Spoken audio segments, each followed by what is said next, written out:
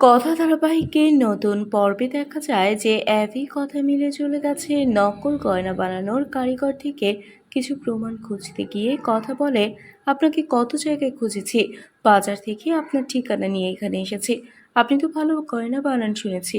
তখন কারিগর বলে, হ্যাঁ, তুমি ঠিক শুনেছ, একদম ঠিক জায়গায় এসেছো। তখন কথা বলে, আমাকে কিছু গয়না দেখাচ্ছি, বানিয়ে দিতে হলে। কারিগর বলে, আপনি শুধু মডেলটা দেখান, আমি হুবহু বানিয়ে দেব। তখন কথা বলে, আমাদের বাড়ির মা আনন্দের মুকুট বানিয়ে দিতে হবে বলে অ্যাবি ফোনে ছবি দেখায়। চমকে ওঠে কারিগর। কিছু সময় কারিগর বলে, আমি তো এমন একটা বানিয়েছি কিছুদিন আগেই, আমার কাছে ওর ছাঁচ তৈরি আছে, কাল দিনের মধ্যে দিয়ে দিতে পারবো।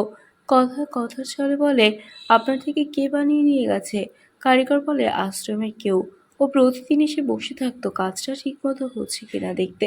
এদিকে ছাঁচ আনতে গেলেই কথা অ্যাভি পালিয়ে আসে, এসে সবাইকে প্ল্যান বুঝিয়ে দেয় তিলককে কিভাবে ধরতে হবে। এদিকে সবটা শুনে ফেলে গৌরী। কথার তুমি কি বলে? গৌরী বলে, না, আমি চাই তিলকদাতা ধরা পড়ুক। প্ল্যান মতো গৌরী নকল চুল সারিয়ে নিয়ে দেয় কথাকে। কথা মা আনন্দী সেজে তিলককে ভয় দেখালে সবটা বলে দেয় তিলক। সবটা ভিডিও করে আড়াল থাকে অ্যাভি। বন্ধুরা, কি হবে এবার? এক্ষুনি একটি লাইক দিয়ে এবং কমেন্ট করে জানিয়ে দাও তোমাদের মতামত। ধন্যবাদ।